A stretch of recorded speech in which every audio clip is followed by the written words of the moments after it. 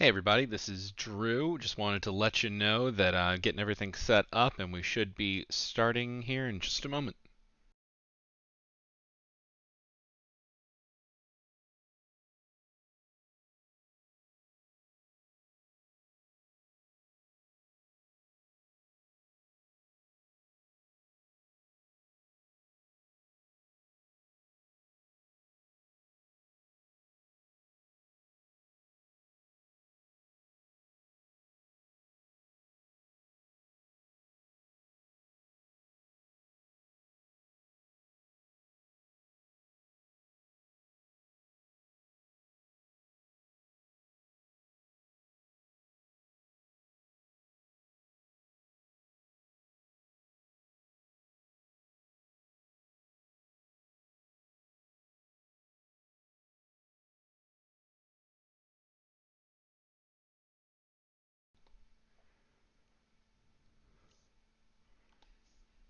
Well, hello, and a very, very festive Christmas to you. Is that the craziest way I've ever opened one of these? God, I hope so. Hey everyone, if you do not know me, I am Drew Hayes. I am the author of books such as Superpowers NPCs, Fred the Vampire Accountant, 5 Minute Sherlock, Villain's Code, Secondhand Curses, Pairs and Perils. Yeah, I'm just having some fun with it now. And I am here because we have been doing a 12 Days of Shingles event. Well, I say we, that's way too generous. E.M. Kaplan has been doing a 12 Days of Shingles event, putting light on all the stuff that we have been working on this year with our Shingles books. And today is my turn, and my book is the latest book. It is the one very prominently featured below me, Holly's Jolly Christmas. I'm going to be reading a couple of chapters from that, but of course I had to get in the spirit of the season, and that took the form of a Buc-ee's onesie. If you're not familiar with Buc-ee's, then you have not had to travel through Texas and dearly, dearly needed a clean, safe bathroom and like a place to get some good jerky. So Buc-ee's is awesome, but that is a little hot, so we're gonna take that down and throw on something a little more classic. I'm doing my best. I got headphones on, so I gotta work the hats as I can manage. And I've got a Snickerdoodle ale to help keep me. Boy, all the words I can think of for like drinking during this just sound terrible. So I'm gonna keep my throat not dry. It's the nicest one I can think of. Um, boop, there we go. So Holly's Jolly Christmas is a rom-com slash slasher. That is pretty much the gist of it for anyone who's interested. It is available on Kindle for $2.99 or Kindle Unlimited, and it is definitely one of my more festive projects. So I just wanted to give everybody a chance to kind of roll in. Hydrated, yeah, Hydrated is a good one that doesn't sound terrible. Um, and I'm gonna tell you, as weird as Snickerdoodle Ale might strike you, it's good. It's cinnamony, and I know that doesn't sound positive, but I don't know what to tell you. Christmas Miracle. Um, so we're gonna have a little fun. I'm gonna read some story, and if you want to throw some questions or whatnot in there, I will try and field this. Oh, Carrie Jane in the chat asks, "No eggnog? No. Uh, Eggnog is not a performance drink. Anything that's that heavy in milk or cream is going to lead you to feeling a lot like a lot of throat clearing, and when a mic is this close, that's not anybody's idea of a good time. All right, so I'm gonna go ahead and do a chapter from Holly's Jolly Christmas to start things off, and then I will take a pause afterward and talk to you all again. Winter in the big city was always a hurried affair, people running from place to place, briskly knocking the snow from their shoes, hustling to stay out of the cold. They paid little attention to the festive decorations lining the streets and festooning the various storefronts around them. To most, the changing of the seasons represented little more than an arrival of new troubles to overcome, albeit with the help of Christmas spirits, given how liquor sales climbed as Christmas drew near. Frost was an anomaly among the moving masses, the most obvious of her differences being the methodical pace she cut through the street. Despite the haste in their steps, no one jostled her as she made her way steadily along the sidewalk, always veering clear before impact. It was not her stature that dissuaded them, as she was tall but not towering, nor was it her appearance, which was largely hidden by her voluminous coat. Only her blazing red hair was partly visible, wisps poking out from under a blue beanie. Had you asked a shopper, they would have had no idea why their feet avoided bumping into the woman. As much as humans liked to think themselves evolved, they were still animals, with some echoes of the instincts that had once kept their ancestors alive, including those that screamed at them to steer clear when danger was present. Amidst the array of decorations, one building stood out for its starkness. Looking over the gray tower punching up into the cloud-covered sky, Frost couldn't spot a single mark of the season. It was as drab and professional as though it was the middle of the summer. Walking in, she waved to a receptionist at the front desk, who made no move to stop her. Upon reaching the elevator, Frost hit several buttons in a rapid, precise sequence. She was moving in no time, speeding up to the very top floor, above the one most people thought was the highest point on the tower. Past offices and boardrooms Frost rose, until the elevator finally released its telltale ding. Doors parted to reveal a familiar office, sleek and spacious, with fine decor along the walls and floor. Vintage chairs waited for her to take a seat, and papers covering world events were framed and spaced at regular intervals. On the far end of the office was a massive television, bigger than anything Holly had seen on the open market, one that she didn't approach just yet. Pausing by a bar cart near the entrance, Frost mixed herself up a grasshopper before walking all the way in. Once the meeting started, her employer would be huffy about such distractions. The whole setup reminded Frost of the Wizard of Oz since her first meeting with this contract. When it was time to start, an image would appear on the screen, and while the real man was evidently locked behind all manner of security doors. Whoever the guy really was, he clearly had enemies. Hardly surprising, given the nature of his business. Selecting one of the chairs, Frost slid in softly, pausing to appreciate her cocktail. It was a choice she didn't regret, as no sooner had she settled down than the screen flickered to life. Looking at her was a face made of static. Welcome, Frost. The voice was male, but like the image, too scrambled to ever be identifiable. I understand there's a job for me.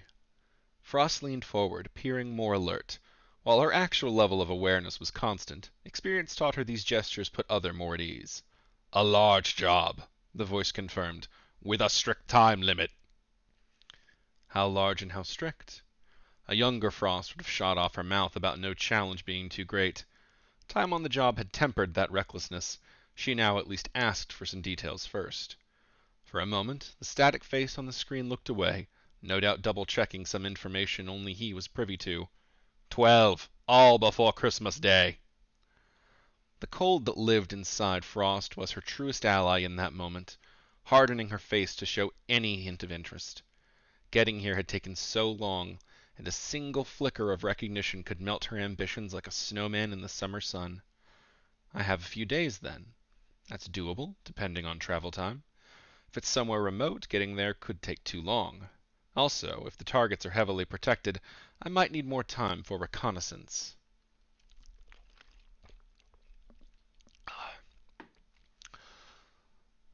The location is within an hour's drive of the local airport, where a plane departing tonight has already had a seat with your name booked, her employer responded.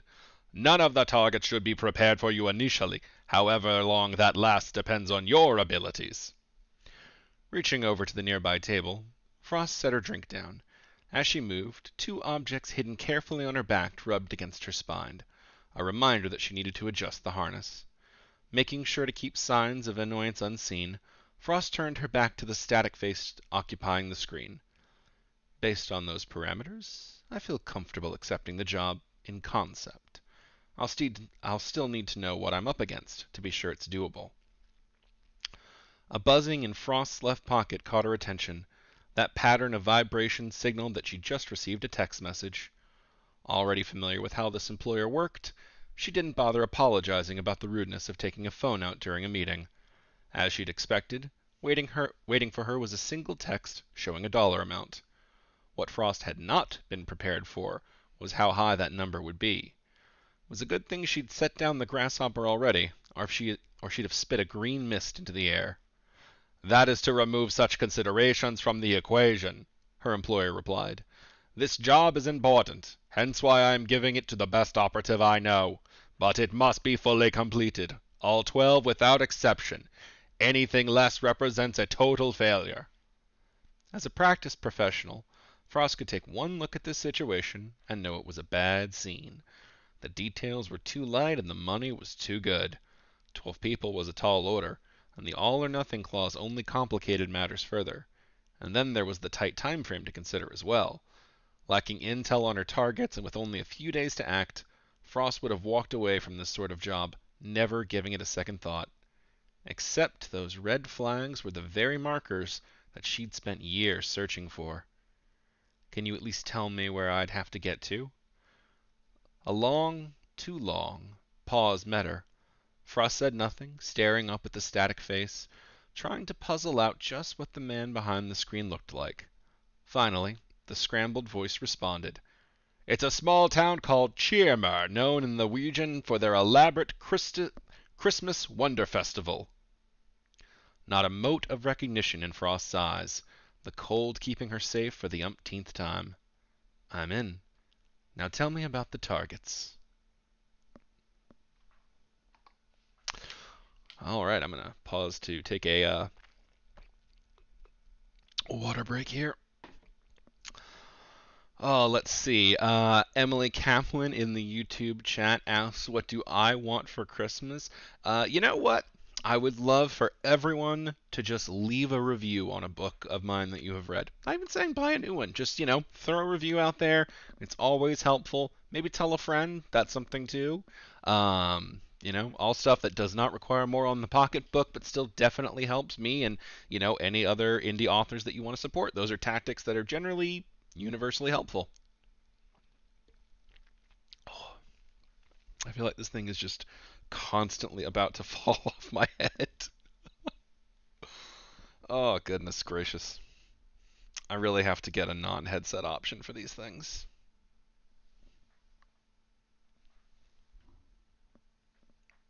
All right, that's kind of got like a jauntiness to it. Come on. There we go. That'll work.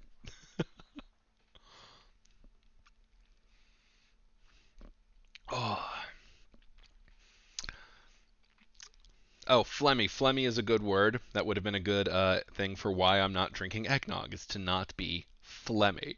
And Bethany Snelson also plugs that we have a Discord where we talk about that sort of thing and all the terribleness, just so much terribleness in the Discord. But we certainly hope you will join us because it's fun kind of terribleness.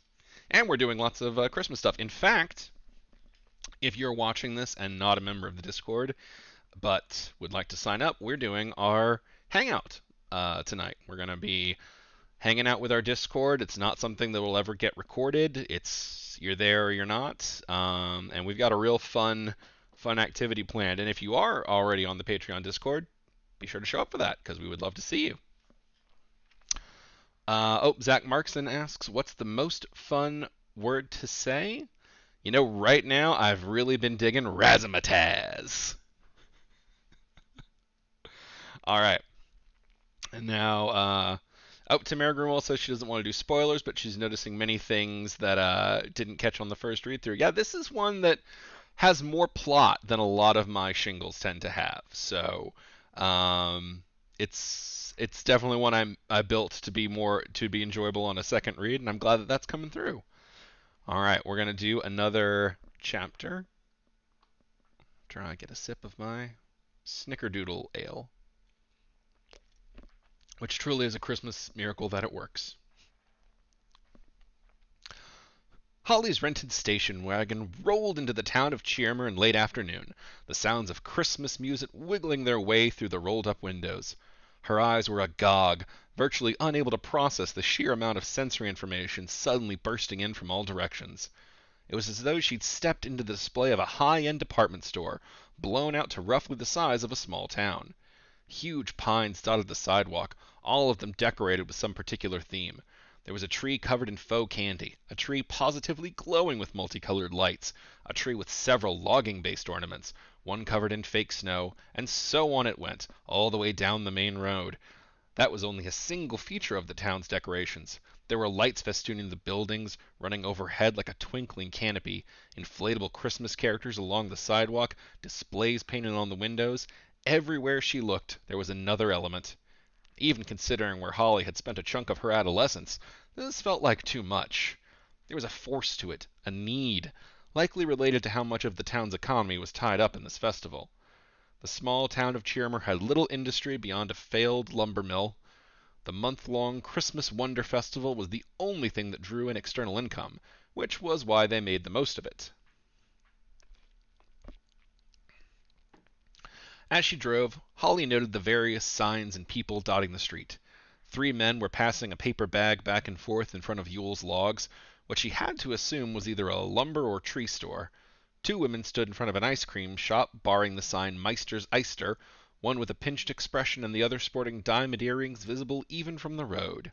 Directly across the street, in front of Meister Speister, a thick boulder of a man was near dragging a reindeer down the sidewalk as it attempted to snap at the medley of Christmas trees. At last, she saw what she'd been searching for, the Cozy Cane. Not much of a hotel, more bed and breakfast with dreams of grandeur, but there were ample parking spots in the rear, getting Holly clear of the Main Street bustle. The building itself was a squat 4-story affair, normally a drab brown. The ridiculous array of candy cane striped decor covering its side all but hid the true edifice from sight. Wheeling her suitcase around to the front, Holly took one last look at the street and all those on it before pushing through the front door. That was her intent, anyway. Holly quickly learned that the door opened both ways, by virtue of it swinging out and nearly clipping her in the skull. Her balance might have saved her, if not for her mind suddenly short-circuiting at the sight of the man emerging from the building. Light curly brown hair, a well-defined jaw, and plaid shirt barely covering wide, well-built shoulders. Between the door and the surprise, it was all too much, and she went tumbling back softly into the snow. "Oh, no!" In seconds he was out the door, leaning down to offer her a hand. "I'm so sorry about that, ma'am. Been telling Saul forever that he needs to put a front door people can see through, but it's still my fault for not going slower. Are you okay? I can call the local doc if you're sore." Tempting as it was to stare up at him, Holly forced herself to lift an arm, taking his proffered help. "I'm fine, just a little chilly. The snow broke most of my fall." Her inadvertent attacker did a quick check, visibly noticing the lumps of snow on her back and rear. He seemed to start to reach forward and knock it away, before considering the context and yanking his hand back. "Oh, seems fair bit of it decided to stay with you. Might want to brush that away before going in. Saul's particular about dripping on the carpets." Since one of his hands was already holding her arm, he turned the awkward grip into a handshake. "I wish I'd managed to make a better first impression, but I'm glad to meet you. They call me Ronathan around these parts. I run the local tree farm. You in town for the festival?" "Of course. It's what Cheermer's known for, nowadays." Just for a moment, she felt his grip tense before he let go, though none of that worry made it to his warm expression. "Well, we've had our troubles in the past, no question about it, but Cheermer has been on the upswing since we started having our local festivities. In fact," rustling around in his jacket, Ronathan produced a small lanyard cutout of a Christmas tree on a lanyard. "Let me save you the price of admission. I get a few guest badges for free since I work at the festival. Come by and enjoy it on the house, as an apology for knocking you over. Hopefully you'll check out my display. I think I got a shot of winning this year, though the town as a whole really gives it their all."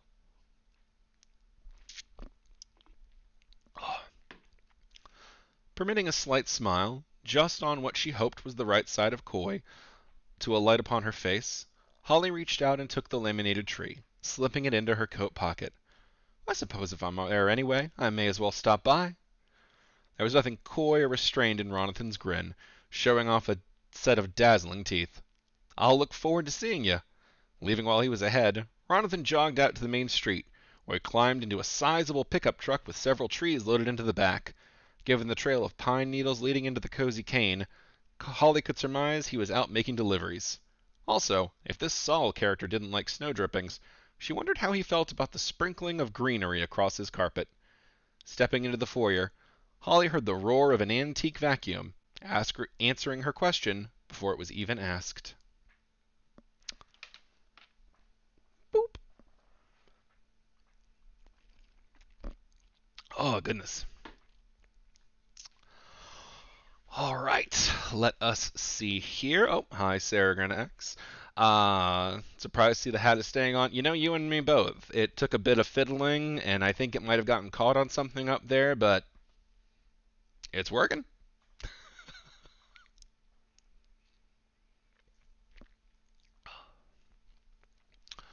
Let's see here.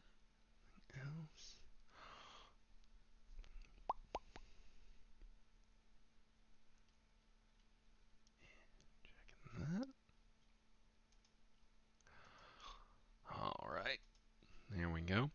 So I will say, for those who have followed this a little bit. Oh, hang on, I gotta fix this real quick.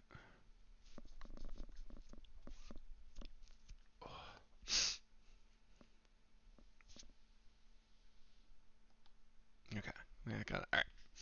All right. So for those who've been following, the general Shingles discussion of books and release, this came out earlier in the month, and I have already said this is one of the ones that I have kind of a sequel planned for.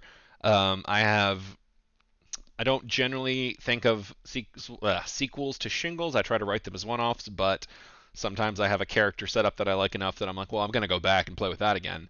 Thus far, Holly and Action Cadabra have been my only ones that I have locked in and said for sure I know I'm writing a sequel to that one. I've already got it half planned. And in fact, I'll actually go one further. I have a sequel to Holly and Action Cadabra planned, and I have a crossover planned for after both of those because, I mean, why wouldn't I? That just seems like too much fun not to.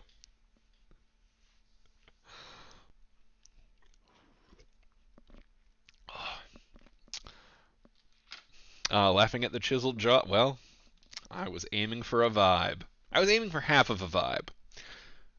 We're about to hit the other half. This is going to be the last one I do for today's live reading, but I think it definitely this is the point where you have an idea of what you're in for. It is um, the other half of the of the Holly's Jolly Christmas story.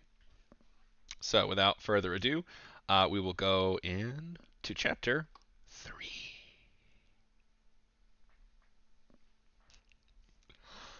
Jingling bells pulled Yule's attention to the front of his shop, where a new figure had stepped in.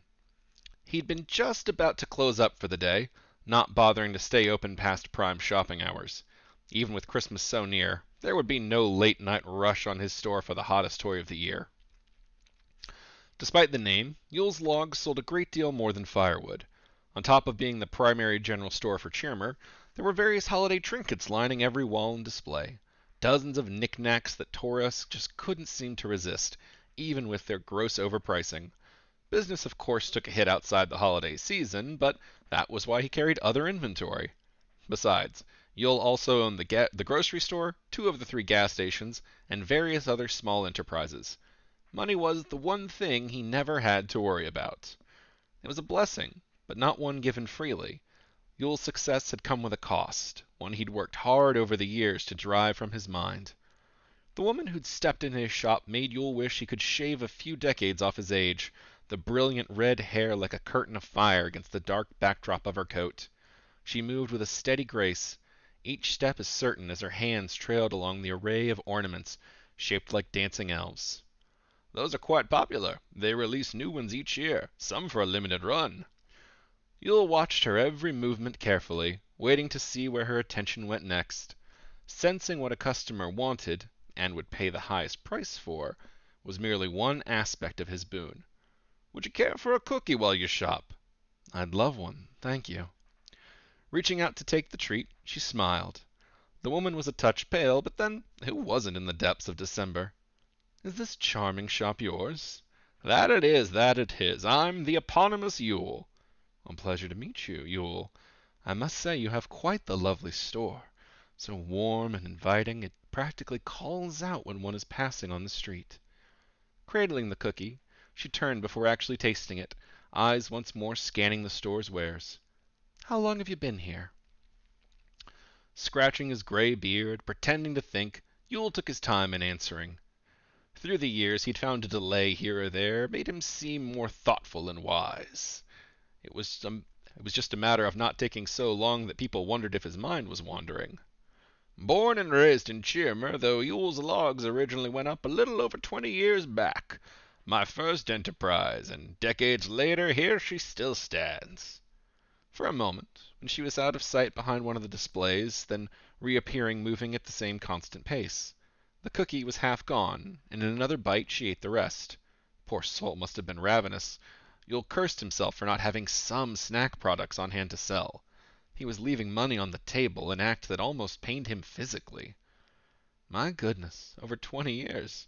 That is quite the accomplishment, especially for your first store. In a mirror of his own motions moments prior, the woman lifted a finger to her chin and tapped it gently. "Say, if you were here all your life, does that mean you were around for, well, you know, Cheermer's prior claim to fame?" The scowl that lit up Yule's face was scornful and well practiced. She wasn't the first wanting to dig into an unsavory topic from the past, and he'd long ago mastered his tactics for rebuffing such discussions. "That I was, though I've got nothing to say about it save that it was a damn tragedy. The town spent weeks combing through the snowbanks looking for any sign of survivors, only to find empty wind. Nothing more to say on the matter. I'll not make chit-chat about the lost lives of children." Her eyes didn't turn away from his glare, burning right back at him with an unexpected intensity. "Oh, yes, I can certainly see why you wouldn't want to talk about it." Then she was gone, down another aisle and out of sight. Yule breathed a short sigh of relief. Tourists could be a strange bunch, even ones with looks like hers. Something about that gaze had felt like she knew, but that was ridiculous. Steadying his nerves, Yule spun in his chair, deciding it was time to start his closing process. With luck, he'd be nearly finished by the time she was done browsing, closing the night with a final sale before heading home to relax. It was easy to do, given the luxurious accommodations he was able to afford. As his chair finished turning, Yule realized he wasn't alone. Soundlessly, she'd arrived behind him, moving much faster than her steady pace let on. In her hands was a heft of wood, a log, one of the first products he'd ever sold. Her gaze was locked upon him, all semblance of civility cast from the deadly stare. Even fearing it would be in vain, Yule tried to cry out, call for help. He made it past the first syllable before the haft of wood cracked his jaw, breaking it soundly. The blow sent him crashing to the floor, where he struggled to crawl away. Another blow from the log, this one to his elbow, ended that attempt before it found traction. The next one took his leg, and when Yule yelped, he found a wad of Christmas dish towels from one of his own displays jammed into his mouth. Somewhere out of sight, the log clattered to the floor. The woman was still moving, and Yule struggled to see past his desk counter. Only her voice drifted over, clear and harmonious. As a man of business, you had to realize this was coming. Trades, deals, bargains, nothing is free. Give and take, gain and loss, everything comes with a price. I know you thought the tab was covered, but couldn't you tell the deal was imbalanced? Bargains like that come with hidden costs. Sounds of plastic being ruffled rose from a few aisles over, followed by a triumphant shout. "Found them!" Soon the woman had returned, plastic bag in one hand and a small metal can in the other. At the sight of the can, Yule's struggling renewed. However, it remained ineffective. Even as she sprayed him with liquid from the can, dousing his store as well, he was unable to rise and properly fight back. Only when the can was squeezing empty gusts of air did she stop, tearing open the package and scattering its contents around him. Chestnuts. She dumped a bag of chestnuts on him. Leaning down, her eyes met his as she pulled a silver and gold lighter from her pocket. "For all the things I've seen, I still don't know if hell is real or not. So, just to be safe, I'm going to make sure you taste the fire. Maybe it'll prepare you for what's waiting." Yule's screams failed to break forth from his gag, and once the flames reached his flesh, there was quite a lot of screaming indeed. Boop. And that is the other half of the story of Holly's Jolly Christmas. How will Holly's interest into the Cheermer Festival go? What is Frost up to? Where will the two intersect? I mean, it's a novella, so you're not gonna have to go that far out to find out. Let me see here. I'll take if we had any more questions. Is there a meaning behind the name of Cheermer that I missed? I was honestly just kind of going for something Christmassy on that one, and that was the name I landed on. When can I pre-order the crossover? It'll be a few years. I got to write a sequel to each of these, and I can only do so many Christmas books, and if it's a Holly, it has to be a Christmas book, so it's going to be scattered out through there.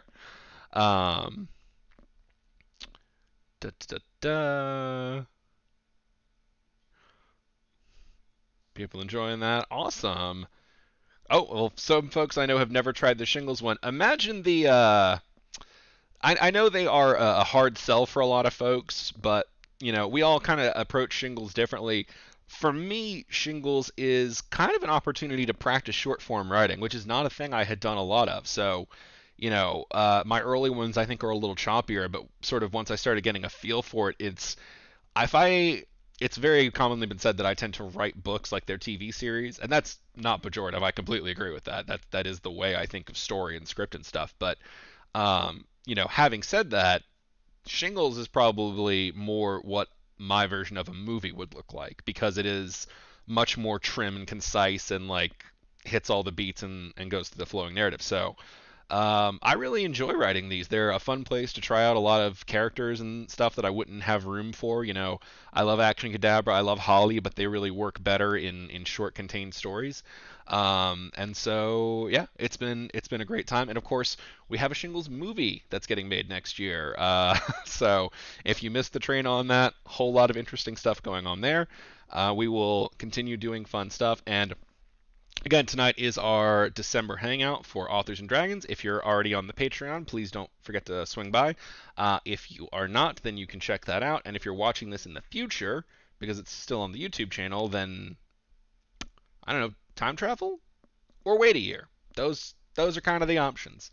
All right. Thank you everyone for joining me for this live reading. We will be around doing stuff as always on the channel. Until next time. Bye.